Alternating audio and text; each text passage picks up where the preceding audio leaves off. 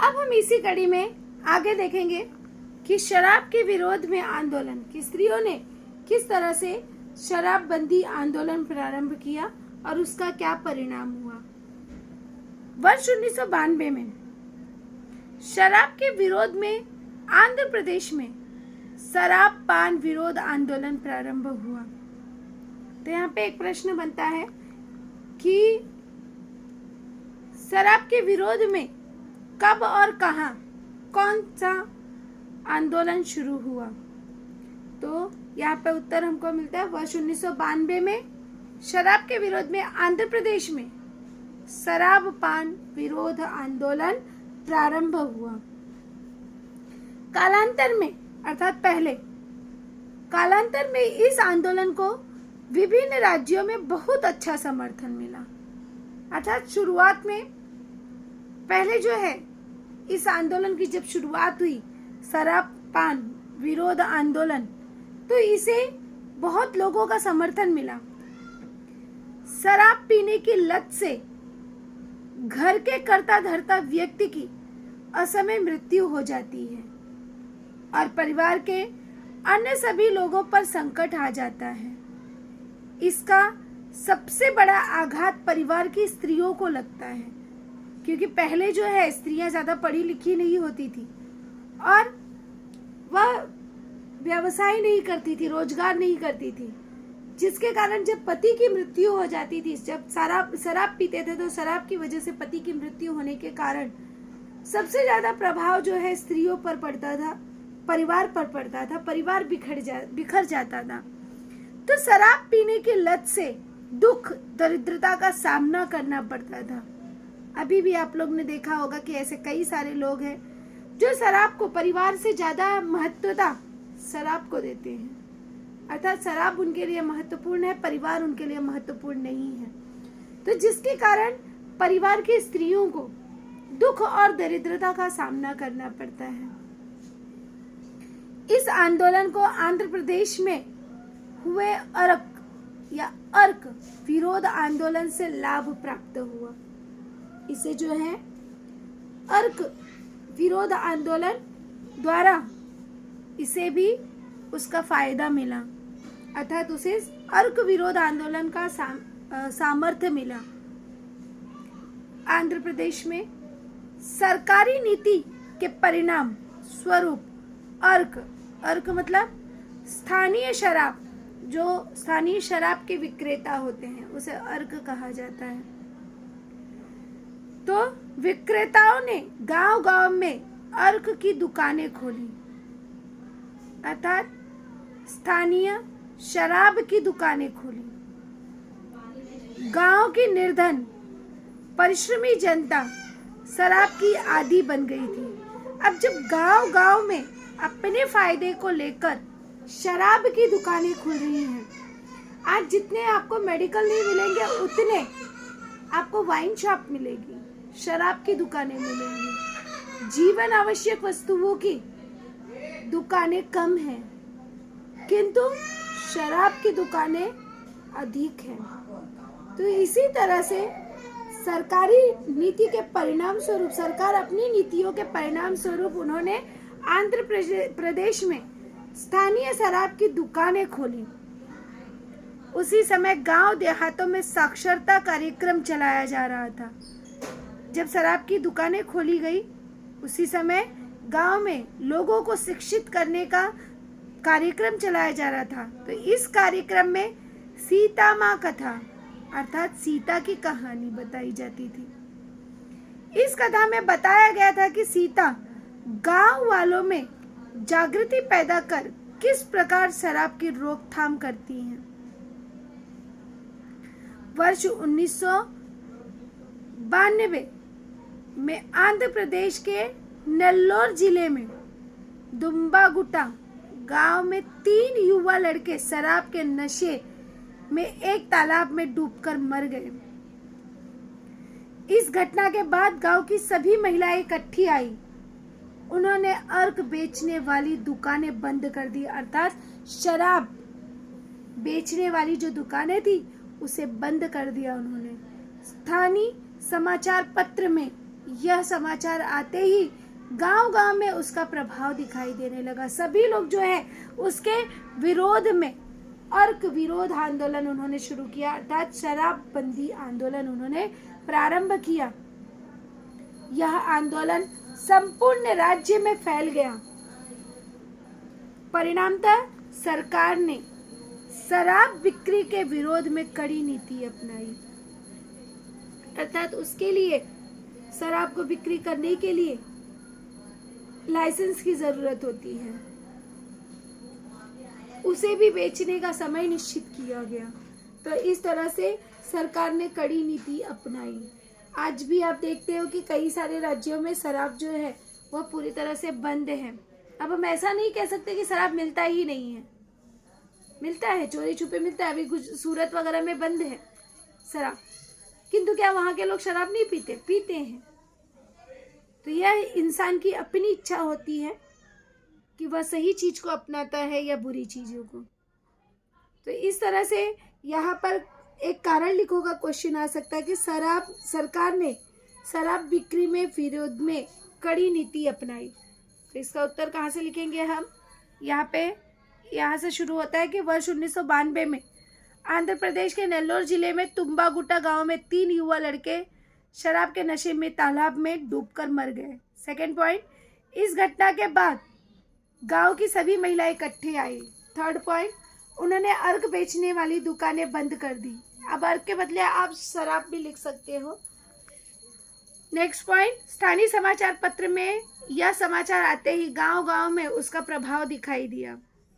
Next point, यह आंदोलन संपूर्ण राज्य में फैल गया और उसका परिणाम क्या हुआ कि सरकार ने शराब बिक्री के विरोध में कड़ी नीति अपनाई। अब हम अगला देखेंगे, अंतर्राष्ट्रीय महिला वर्ष कि किस तरह से अंतर्राष्ट्रीय महिला वर्ष की शुरुआत हुई। संयुक्त राष्ट्र संघ ने वर्ष 1975 को अंतर्राष्ट्रीय महिला वर्ष के रूप में घोषित किया। तो यहाँ पर एक क्वेश्चन बनता है कि संयुक्त राष्ट्र संघ ने 1975 को किस वर्ष के रूप में घोषित किया? तो संयुक्त राष्ट्र संघ ने वर्ष 1975 को अंतर्राष्ट्रीय महिला वर्ष के रूप में घोषित किया था।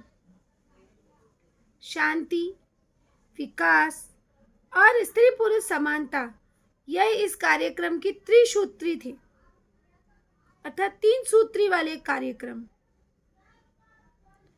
तो यहाँ पर एक प्रश्न बनता है, अंतर्राष्ट्रीय महिला वर्ष के त्रिसूत्री कार्यक्रम कौन से थे? तो पहला था शांति, विकास और स्त्री पुरुष समानता। क्योंकि जब घर में शांति होगी तो समाज में शांति होगी और तब जाकर देश में शांति होगी। शांति होगी तो जाहिर सी बात है विकास होगा, तब आप आसानी से प्रगति कर सकते हो। और इन दोनों के लिए, शांति और विकास के लिए चाहिए कि स्त्री पुरुष दोनों को समान दर्जा प्राप्त हो, दोनों समान हो, तब जाकर प्रगति की जा सकती है, घर की, समाज की और देश की। भारत सरकार ने वर्ष 1975 में डॉक्टर फूल रेणु गुहा की अध्यक्षता में महिला आयोग का गठन किया। तो यहाँ पर एक क्वेश्चन हमारा बनता है, ये रही फूल रेणु गुहा जी। तो यहाँ पे क्वेश्चन बनता है कि किसकी अध्यक्षता में महिला आयोग का गठन हुआ? तो यहाँ पर डॉक्टर फूल रेणु गुहा की अध्यक्षता में महिला आयोग का गठन हुआ। स्त्रियों का सामाजिक स्थान, स्त्रियों के संदर्भ में संवैधानिक प्रावधानों के परिणाम, स्त्रियों की शिक्षा और उसका प्रतिशत, शिक्षा के फलस्वरूप उनका विकास, नौकरी करने वाली महिलाओं की समस्याएं, स्त्रियों की रोजगार के संदर्भ में वर्तमान स्थिति, उन्हें मिलने वाला वेतन, अर्थात पुरुषों के संदर्भ में स्त्री पुरुष अनुपात, जन्म दर, जन्म और मृत्यु दर, स्त्रियों की भूमिका जैसे सर्वांगीण मुद्दों के आधार पर सर्वेक्षण किया गया। तो यहाँ पर एक क्वेश्चन बनता है कि महिला आयोग गठन में किन मुद्दों के आधार पर सर्वेक्षण किया गया।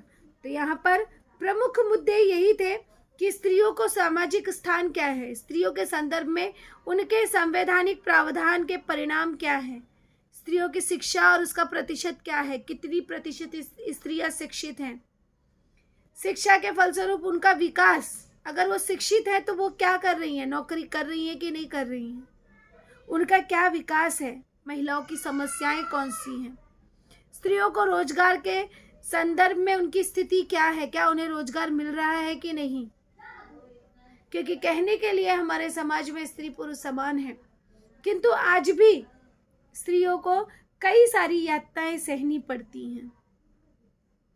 तो इन सभी मुद्दों पर सर्वेक्षण किया गया।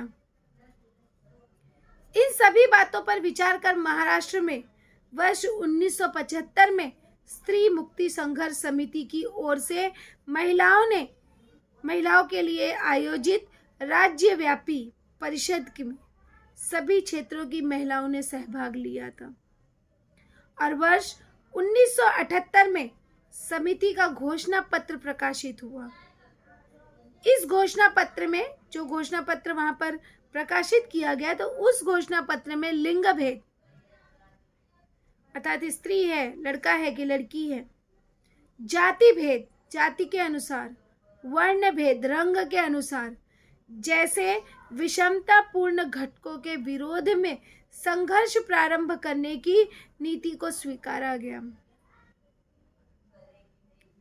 अब यहाँ पे एक क्वेश्चन हमारा बनता है कि 1978 में समिति घोषणा पत्र प्रकाशित होने पर कौन सी नीति को स्वीकारा गया। तो लिंग भेद, जाति भेद, वर्ण भेद, विषमतापूर्ण घटकों के विरोध में संघर्ष प्रारंभ करने की नीति को स्वीकारा गया और इसी के परिणाम स्वरूप, उसका परिणाम स्वरूप यह हुआ कि इसी के परिणाम स्वरूप स्त्री मुक्ति की ललकार गीत संग्रह ज्योति महासेकर का लिखा हुआ नुक्कड़ नाटक मुलगी झाली हो अर्थात बेटी पैदा हुई है और मुखपत्र प्रेरक ललकारी जैसे उपक्रम प्रारंभ हुए, अर्थात बेटियों को, लड़कियों को, स्त्रियों को आगे बढ़ने वाले उपक्रम कई सारे प्रारंभ किए गए।